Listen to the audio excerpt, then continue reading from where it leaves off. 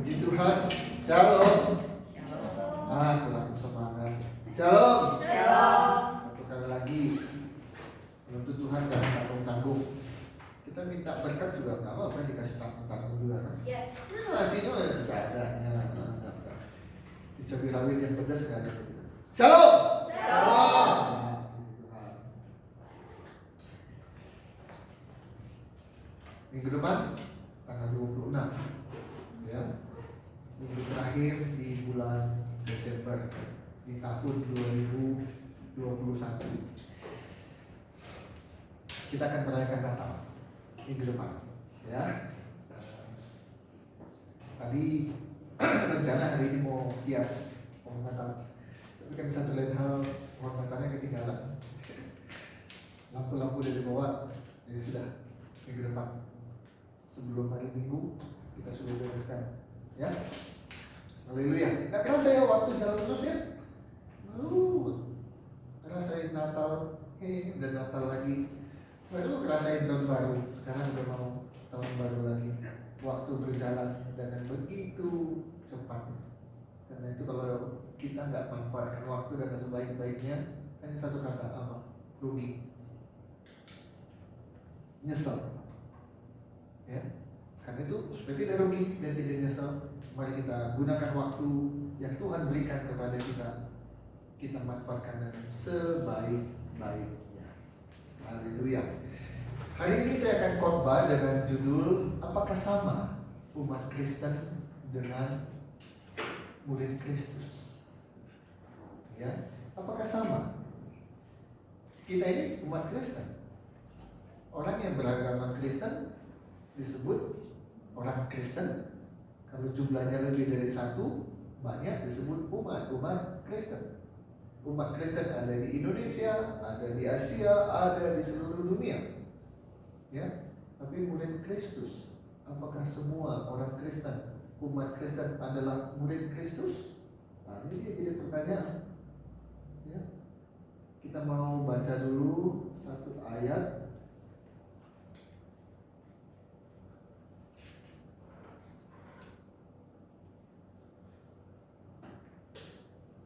Kisah Para Rasul 11.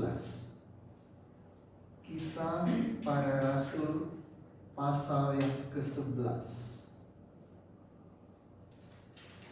Ayatnya yang ke-26.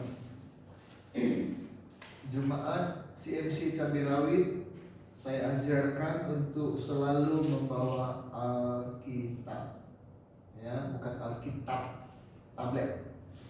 Ya, bukan Alkipon handphone, tapi Alkitab, kitab segala kitab. Kisah Para Rasul 11 ayat 26. Sama-sama kita baca kalau sudah ketemu. Kisah Para Rasul 11 ayat 26. Saya tunggu ya. Mana minum? Di bawah ya.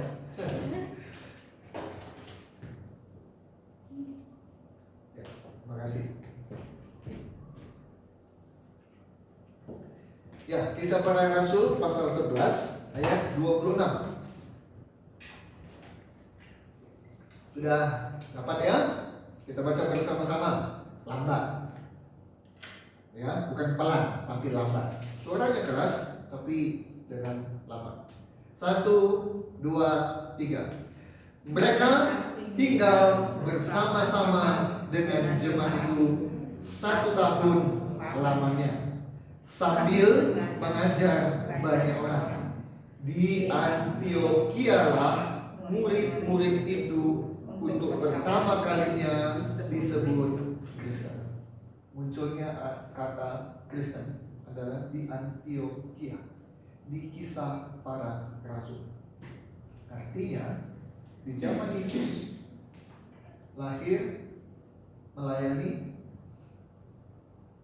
disalibkan, mati, bangkit kembali, tidak ada kata Kristen. Ya, di Antiokhia baru ada kata Kristen. Apa artinya Kristen? Berasal dari Kristus. Disebut orang Kristen, Kristian, bahasa Inggrisnya artinya pengikut Kristus. Jadi nggak ada pengikut Yunus, nggak ada. Ya, Yunusian gitu, nggak ada. Yang ada adalah pengikut Kristus. Jadi umat Kristen adalah orang yang mengakui Yesus Kristus sebagai Tuhan dan Juru Selamatnya, menyadari dosanya, bahwa orang dosa itu masuk neraka, maka dia bertobat, menerima Yesus, dan menerima anugerah keselamatan. Itu Kristen. Sekali lagi, orang Kristen adalah orang-orang yang menyadari dirinya orang berdosa, dan dosa itu hukumannya maut, dan dia mau masuk ke neraka, maka dia menerima Tuhan yang sudah mati di kayu salib menebus dosa manusia, supaya siapa yang percaya padanya tidak binasa, melainkan beroleh hidup kekal. Terima Yesus, bertobat, dibaptis, jadi orang Kristen. Selesai sampai di situ? Cukup puas dengan mengatakan saya orang Kristen.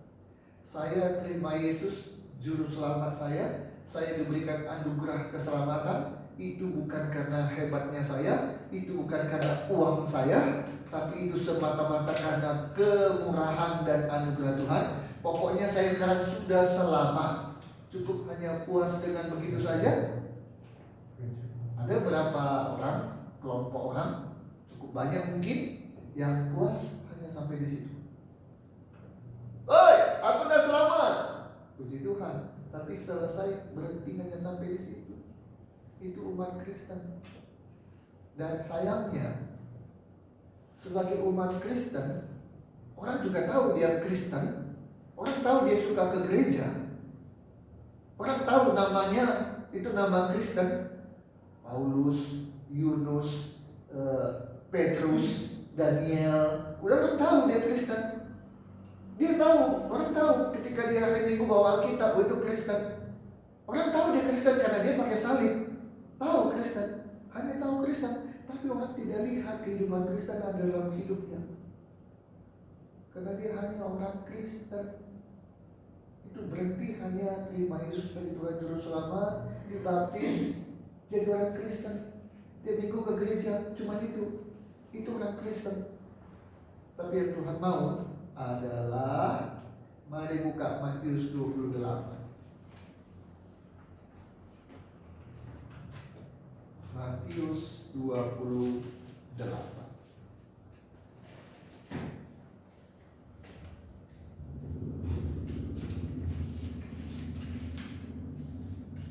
Matius 28, kita baca dua ayat 19 dan ayat 20. Itu adalah ayat terakhir dari Injil Matius.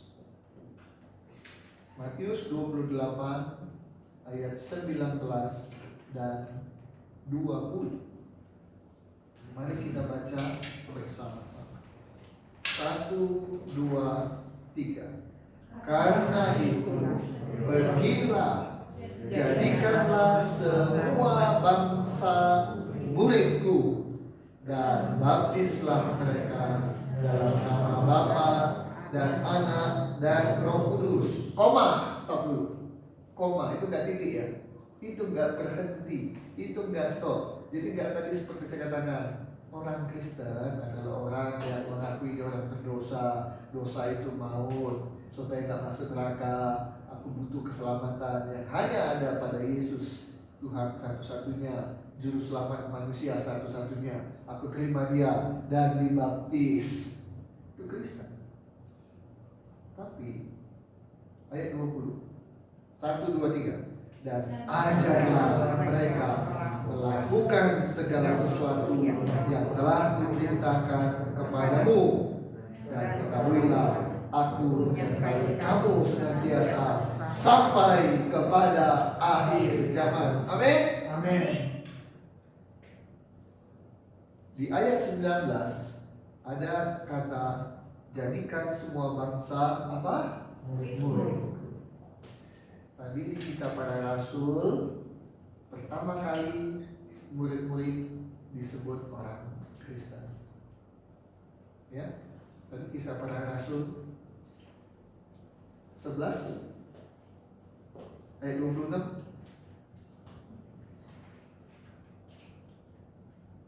11 ayat 26. Di Antioquia murid-murid itu untuk pertama kali disebut Kristen. Ya, oke. Jadi murid Kristus. Apa perbedaannya antara orang Kristen, umat Kristen dengan murid Yesus, murid Kristus? Oke. Pernah jadi murid? Jangan bilang enggak ya. Pernah tuh jadi murid kan? Apa tugas murid? Belajar. Terus sebagai murid apa yang harus dilakukan oleh murid selain belajar? Belajar dengan rajin. Betul? Kalau murid belajar malas gimana? Bodoh. Ya. Murid itu harus rajin. Murid itu harus apa? Disiplin. Dan ketiga, murid itu ya namanya murid. Kalau dia belajar, dia harus siap diajar. Jangan bilang saya mau belajar, tapi nggak mau diajar. Murid yang katanya mau belajar, tapi saat dia diajar dia nggak mau, dia nolak. Namanya murid kurang ajar. Ya, murid kurang ajar. Oke. Jadi inti dari murid adalah belajar. Maka Tuhan Yesus katakan ayat 20, dan ajarlah mereka. Siapa yang harus diajar? Murid Kristus. Orang Kristen adalah murid. Tapi orang Kristen yang murid tidak mau belajar, itu bukan murid yang baik. Dia hanya berhenti sebagai umat, dia berhenti sebagai murid, itu hanya identitas, mungkin hanya punya kartu, tapi aksinya, prakteknya tidak. Karena dia tidak mau belajar dan tidak mau diajar. Itu katakan ajar mereka. Ajar apa? Melakukan segala sesuatu yang apa? Ku perintahkan. Siapa yang memerintahkan? Yesus. Saya mendapat ayat ini. Yunus. Ajar. Siapa yang saya ajar? Jemaat saya ajar. Apa yang saya ajar? Bukan ajaran saya, bukan pengetahuan saya. Ya, saya hormat dan saya salut kepada teman-teman pendeta yang kuliah di STT, lulus sarjana teologi. Saya SHT, ya, Timotius SH, ya, tapi bukan STH. Mereka belajar Alkitab. Ada yang melanjutkan setelah STH menjadi MTH, setelah MTH menjadi doktor teologi, ya, pengetahuan teologinya tinggi. Tapi siapapun yang mengajar, jangan sekali-kali yang diajarkan adalah ajaran. Meskipun saya pendeta, saya gembala, meskipun ada yang pendeta dan gembala STH, MTH dan DTH, yang diajarkan adalah yang kuperintahkan kepadamu. Yang memerintah itu siapa? Yesus. Intinya, saya saat ini mengajarkan apa yang diperintahkan oleh Tuhan Yesus. Jadi murid itu belajar apa yang diperintahkan oleh Tuhan Yesus. Satu, diperintahkan harus begini, harus begini, harus begini, harus begini, itu perintah. Tapi juga belajar apa yang dilarang, bukan oleh saya, bukan oleh pendeta, tapi oleh Tuhan Yesus. Apa yang dia larang, tidak boleh begini, tidak boleh begitu. Dan semua itu perintah dan larangan ada di mana?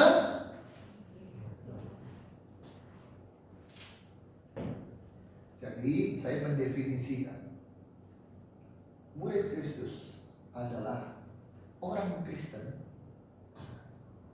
Murid Kristus adalah diawali dulu orang Kristen yang tadi menerima keselamatan, dibaptis dan sebagainya. Tapi tidak selesai sampai di situ. Murid Kristus adalah orang Kristen yang belajar tentang apa yang diperintahkan oleh Tuhan, apa yang dilarang oleh Tuhan. Belajar. Selanjutnya setelah belajar apa yang diperintahkan oleh Tuhan, apa yang dilarang oleh Tuhan, kemudian apa? Mentaati, melaksanakannya. Jangan belajar hanya untuk sekedar pengetahuan, nanti sukanya debat dan merasa saya yang paling berpengetahuan dibandingkan kamu. Saya suka bilang begini, tidak penting sudah berapa banyak kamu tahu tentang firman Tuhan, tidak penting. Sebab yang lebih penting, sudah berapa banyak kamu mempraktekkan firman Tuhan. Jadi murid Kristus adalah murid yang belajar tentang apa yang diperintahkan oleh Tuhan Yesus, belajar tentang apa yang dilarang oleh Tuhan Yesus, dan kemudian mentaatinya. Kalau sudah ditaati, dilaksanakan, sehingga apa yang diajarkan oleh Yesus menjadi bagian dari gaya hidup saya. Dan dengan mempraktekkan itu terus menerus menjadi bagian dari gaya hidup, maka mari kita lihat tujuan akhirnya itu apa. Ya, tujuan akhirnya adalah, kita baca Filipi 3 ayat 10. Kalau sudah jadi gaya hidup, ya, maka Filipi 3 ayat 10.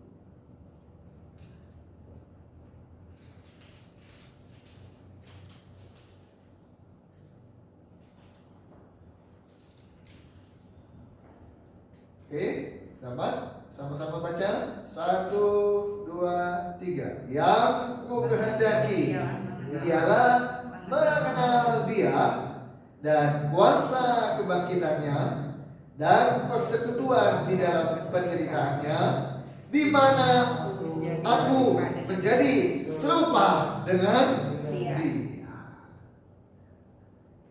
Oke, pelan-pelan ya. Murid Kristus adalah orang Kristen yang belajar apa? Perintah dan larangan. Ya. Setelah itu mentaati dan melaksanakan. Kalau sudah begitu, akan menjadi gaya hidup. Lama kelamaan, itulah yang kita inginkan apa? Serupa dengan Kristus. Amin. Sekali lagi ya, supaya ngelotok. Apa ini ngelotok ini? Ya, supaya hafal. Murid Kristus adalah pertama apa? Orang Kristen. Oke? Yang belajar tentang apa yang diperintahkan, apa yang dilarang. Setelah itu mentaati dan melaksanakan, sehingga menjadi bagian dari gaya hidup menuju serupa dengan Kristus. Apakah itu bisa dicapai dalam 1 minggu, 1 bulan, 1 tahun? Tidak. Berapa lama? Jawabannya, selama kita hidup. Selama kita hidup, kita tetap menjadi murid Kristus. Jadi kalau ada kelas pemuridan berlangsung 3 bulan, sudah selesai. Ya mungkin di kelas itu selesai, tapi menjadi murid Kristus tidak pernah selesai sampai nafas kita berhenti, dipanggil Tuhan berhenti. Selama kita hidup selalu belajar, selalu belajar, selalu belajar. Karena itulah di jemaat CMC Jabirawit saya selalu mengajarkan tiap hari harus apa? Baca. Kedua, tiap hari harus apa? Berdoa. Gak ada, inilah hidup kita sebagai murid Kristus. Kalau sebagai orang Kristen saja saya gak yakin Tiap hari nggak kita baca Alkitab? Tiap hari nggak kita berdoa? Iya, doa apa? Doa makan. Nah, kalau kita tidak doa makan, ya itu Kristen TK, ya. Masa kita mau TK terus, ya playgroup terus, naik dong SD, naik dong SMP, naik dong SMA, naik dong perguruan tinggi, ya. Doa. Kenapa? Apapun masalah kita, minggu lalu saya sudah khotbah. Apakah orang Kristen bebas dari masalah? Tidak. Ya, kenapa? Dengan masalah kita lebih dekat sama Tuhan. Ya, dengan masalah kita fokus dengan Tuhan. Dengan masalah ada mujizat yang terjadi. Jangan pernah takut pada masalah. Doa mengatasi segala masalah. Jadi doa, pelajaran kita, baca kita, doa, belajar, baca kita, doa. Itu membuat kita intim dengan Tuhan. Ya, saya mengajarkan ibadah. Ya, untuk yang baru belum mengikuti ibadah. Ibadah itu singkatan IBADAH. I-nya intim dengan Tuhan. Saya mengajarkan jemaat CMC Cabai intim dengan Tuhan. Jangan intim dengan pejabat. Jangan intim dengan konglomerat. Ya, kalau dengan pejabat konglomerat ada orang yang mau menjilat, ada orang yang mau melakukan apa aja deh, yang penting bisa disebut orang dekat. Jemaat CMC Cabai intimlah dengan Tuhan. Kalau kita sudah intim dengan Tuhan, bersama dengan Tuhan, siapakah lawan kita? Tidak ada. B-nya apa? Bertumbuh, baik rohani dan jasmani. Ya, ayo kita nikmati bahwa kita mengalami pertumbuhan dalam rohani dan jasmani. Jangan dulu nggak bisa doa. Oh, itu dulu ya. Oh sekarang tetap. Semuanya tetap. Dulu nggak bisa baca Alkitab, sekarang juga enggak. Dulu nggak doa, sekarang juga enggak. Dulu nggak puasa, sekarang juga enggak. Dulu nggak melayani, ya sekarang enggak. Tetap aja enggak bertumbuh. Kita harus bertumbuh. B, bertumbuh rohani, bertumbuh nanti jasmani, ekonomi. IBA, antusias ketika beribadah. Jadi jangan ada lagi yang tepuk tangan dengan begini. Ya, apalagi dengan begini. Nggak ada lagi menyanyi nyanyi pujian bagimu Tuhan. Nggak ada lagi. Yang ada apa? Nyanyi pujian bagimu Tuhan. Kita lakukan itu bukan pilihan manusia, tapi Tuhan Bapa kita melihat.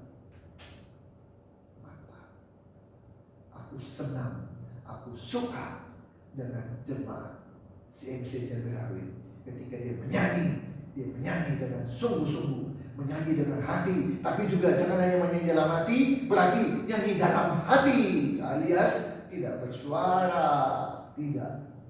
Bukan dalam hati, tapi dengan apa? Bukan dalam hati, tapi dengan hati. Itu orang kalau nyanyi dengan hati itu ekspresinya keluar. Benar apa betul? Ya, intim dengan Tuhan, bertumbuh dalam rohani dan jasmani. A, antusias dalam ibadah. D, diberkati dan memberkati. Ya, diberkati dan memberkati. Jangan maunya hanya diberkati tapi nggak mau memberkati. Jangan maunya nerima tapi nggak mau memberi. Karena itu di jemaat kita, di gereja kita tidak ada persembahan yang di ini ya pakai kantong, tidak. Tapi pulang itu ada kotak, kasih di sana. Berapa kau kasih? Nggak ada yang tahu. Mau kasih nggak kasih juga nggak ada yang tahu. Ya, coba kalau kantong kan gak enak kan kalau lewat gitu kan, kadang gengsi, kadang malu, ya. Dulu waktu kecil, waktu SD, mudah-mudahan tidak pernah dia ngalamin. Persembahan datang, saya masukkan tangan saya. Tahu isinya apa? Kosong. Kok ya? Sedikit. Mana kosong? Artinya apa? Gengsi dong kalau nggak ngasih gitu kan. Karena nggak ada uangnya, nggak ada. Ikut aja masukin. Atau ini juga cara saya. Saya ngasihnya cuma uang logam. Nah, saya punya teknik. Kalau uang logam hanya dilepaskan begitu, bagaimana biasanya? Bunyi, oh ketahuan lu ngasih logam. Jadi, saya kalau ngasih uang logamnya saya rapatkan ke kantong itu, dan dia meluncur nanti dari celah-celah kain, bunyinya nggak ketahuan saya ngasih ini. Itu trik-trik, teknik-teknik. Padahal nggak ngasih, pura-pura ngasih, asal tangannya dimasukin. Kasih, tapi uangnya hanya uang kecil, supaya nggak ketahuan. Di caranya begitu, ya. Nah, CMC Jambi Rawit nggak ada yang seperti itu. Saya mengajarkan beri, maka engkau akan diberi. Tabur, maka engkau akan menuai.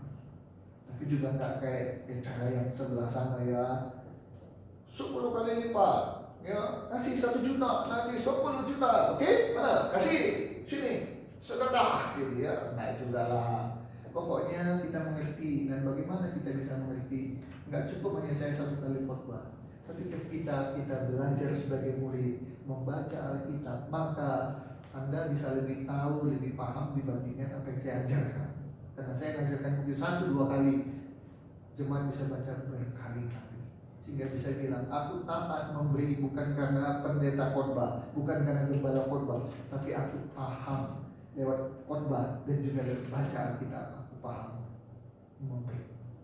Diberkati untuk memberkati untuk diberkati, ya. IBADA. Apa A-nya satu lagi? Aktif melayani. Nah, bertumbuh secara rohani, melayani Tuhan, berkati secara jasmani. Terima kasih dong sama Tuhan. Dengan apa akan ku balas Tuhan? Ayo.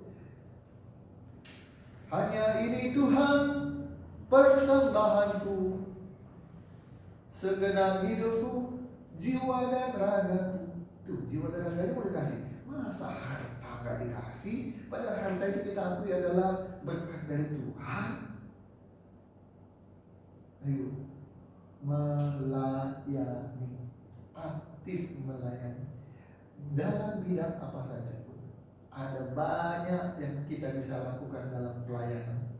Bisa khotbah, bisa saksi, bisa jadi asir, bisa main musik, bisa jadi WL, singer, apalagi nyapu, itu pun bagian dari pelayanan.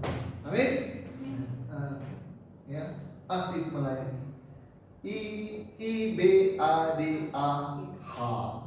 yang terakhir, hidup baru, hidup kudus. Nah itu tadi, hidup baru ini adalah bagian dari gaya hidup. Orang Kristen kalau dia berhenti hanya sebagai orang Kristen, maka nanti akan banyak yang kecewa. Kok orang Kristen begini? Kok orang Kristen begitu? Kecewa. Dia hanya menyandang kekristenan, tapi tidak menjiwai, apalagi melaksanakan. Ya, maka orang akan kecewa melihat ternyata ada Petrus di penjara, ada siapa lagi, Daniel di penjara, ada Filipus di penjara. Yang harus terjadi adalah gaya hidup kita berubah. Gaya hidup kita berubah. Kenapa bisa berubah? Karena tadi setelah terima Yesus jadi orang Kristen, belajar firman Tuhan, tahu apa yang disuruh, apa yang dilarang, taati, laksanakan, terus menerus jadi kebiasaan, jadi gaya hidup menuju keserupaan dengan Yesus. Maka ada pujian mengatakan, seperti Yesus, seperti Yesus. Berikutnya, itu saja ku minta. Luar biasa. Dia nggak minta harta, dia nggak minta seperti Salomo minta hikmat, dia nggak minta ketenaran, popularitas, dia nggak minta sejumlah keterampilan, talenta.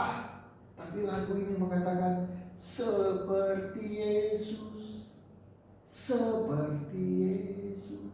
2 kali dipastikan, bukan yang lain, hanya seperti Yesus. Itu saja ku minta. Dalam jalanku sampai ke surga, itu perjalanan hidup sampai nafas terakhir, saya mau seperti Yesus. Jadi tujuan hidup kita sebagai umat Kristen, sebagai murid Kristus, supaya bertemu muka dengan Yesus. Pernah dengar gini nggak? Suami istri makin lama katanya makin mirip. Pernah dengar ya? Suami istri makin lama katanya makin mirip. Waktu pacaran menikah nggak mirip. Tapi dalam perjalanan pernikahan mereka, kok lama-lama jadi mirip. Pernah dengar ya? Kita juga sebagai murid Kristus mirip, serupa dengan Kristus. Haleluya. Pertanyaannya, sudah belum ya? Kalau belum, mundur sedikit. Prosesnya sudah dijalani dengan baik dan benar belum ya? Kalau prosesnya aja kita jalani dengan baik dan benar, bagaimana kita bisa sampai pada keserupaan dengan Kristus? Bagaimana dunia bisa melihat, ya, kamu Kristen ya? Loh, kok tahu? Dari gaya hidupmu, dari cara bicaramu, dari tingkah lakumu, dari cara kau bekerja, dari cara bisnismu. Ini orang Kristen. Wah, kalau bisa begitu, puji Tuhan. Jangan sampai terjadi, woi, ini Kristen ya? Dia bilang, ya, Kristen ya? Jangan, Pak. Kristen betul? Iya, ini Kristen. Kok nggak kerasa ya? Apa gunanya garam kalau dia nggak asin? Garam. Tes dulu. Asin, yes, ini garam. Tapi di tes, udah 1 sendok nggak asin, maka kita akan bilang ini bukan garam. Karena bukan nama yang penting, tapi rasa. Mau bilang jadi orang Kristen, mau bilang jadi murid Kristus, tapi tidak punya dampak untuk sekeliling kita, percuma. Mari belajar menjadi murid Kristus. Murid yang mau belajar, taat, melaksanakan, jadi gaya hidup sehingga serupa dengan Kristus. Amin. Puji Tuhan. Mari kita berdoa. Tuhan Yesus, Bapa kami dalam surga, Hamba sudah selesai menyampaikan firman-Mu. Kami mau mempraktekkan Bapa, belajar menjadi murid Kristus seumur hidup kami, supaya hidup kami mempunyai gaya hidup seperti Yesus dan akhirnya serupa dengan Yesus. Terima kasih Bapa, firman sudah disampaikan. Roh Kudus-Mu memberkati kami semua, sehingga apa yang sudah kami dengar kami tanam di dalam hati dan pikiran kami praktekkan. Tuhan Yesus memberkati kami. Dalam nama Yesus kami berdoa. Haleluya. Amin. Puji Tuhan. Sudah setengah 12.